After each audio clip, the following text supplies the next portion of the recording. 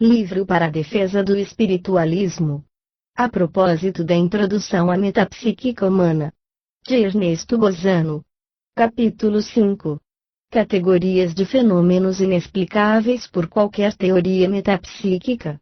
Dentre algumas categorias de fenômenos, em que se entrincheiraram os espíritas e que declaram inexplicáveis pelas teorias metapsíquicas, eis as mais importantes.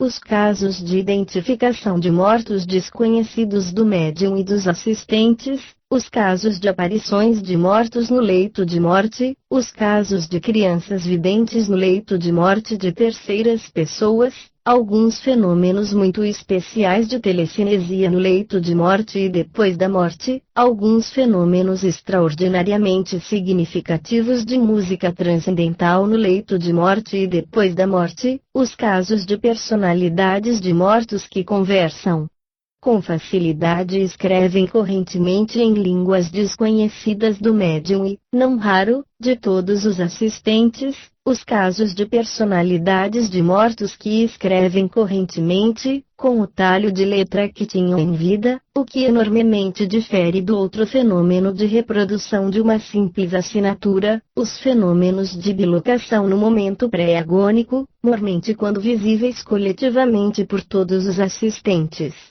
Os fenômenos de materialização de fantasmas, vivos e falantes, não raro falando e escrevendo em línguas desconhecidas de todos os assistentes, algumas modalidades especiais de correspondência cruzada, a existência na subconsciência humana de faculdades supranormais de sentidos, independentes da lei da evolução biológica.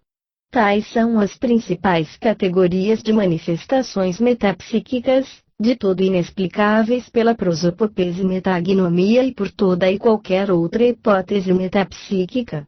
Como a maior parte destas categorias se refiram, entretanto, às modalidades dentro das quais se produzem certas variedades de casos de identificação espírita, é oportuno lembrar que os casos desta natureza se apresentam sob formas indefinidamente variáveis e que, por conseguinte, não se prestam a serem postos em ordem por categorias. As que acabo de indicar não têm, pois, a significação que lhes empresta Sudre, para quem representariam as últimas trincheiras em poder dos espíritas derrotados. Esta é ainda uma frase retumbante disparada pelo autor, como simples artifício de retórica, pois, na realidade, os casos de identificações espíritas, inexplicáveis pelas hipóteses naturais, se verificam em todos os ramos de manifestações metapsíquicas. Mais adiante apresentaremos, neste gênero, exemplos dignos de nota.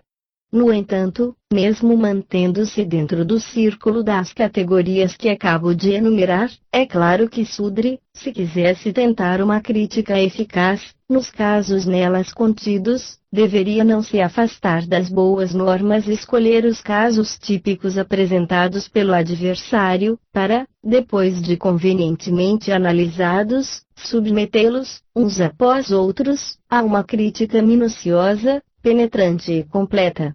Nos casos dessa natureza, com efeito, as circunstâncias mínimas têm capital importância, como sói acontecer nas investigações policiais, onde os detalhes menos impressionantes são os que quase sempre dão a chave esclarecedora para os casos mais intrincados. Este, aliás, é o critério por mim adotado, mas compreende-se facilmente não seja o preferido pelo nosso autor, que sabe perfeitamente ter de defrontar-se, em cada uma das categorias indicadas, com episódios inexplicáveis pelas hipóteses que defende. Isto é que o obriga a permanecer dentro do método predileto seu, de passar de leve pelos casos mais inquietadores, detonando apenas, de quando em vez, uma das suas frases habituais, e de se deter somente nos episódios mais defeituosos, mais abortivos e menos concludentes obtidos em meio século de experiências, para depois, nesse material de refúgio, aplicar os seus sofismas e os seus paralogismos. Mesmo assim a empresa nem sempre lhe tem sido das mais cômodas. A mim mesmo pergunto a quem Sudri pretenderá enganar. Não será, por certo, as pessoas competentes, que não tardariam em descobrir a prática adotada, mas com certeza a grande maioria de leitores, que naturalmente não pode ser constituída senão dos menos enfronhados no assunto e suscetíveis, portanto, de assimilarem o veneno assim propinado.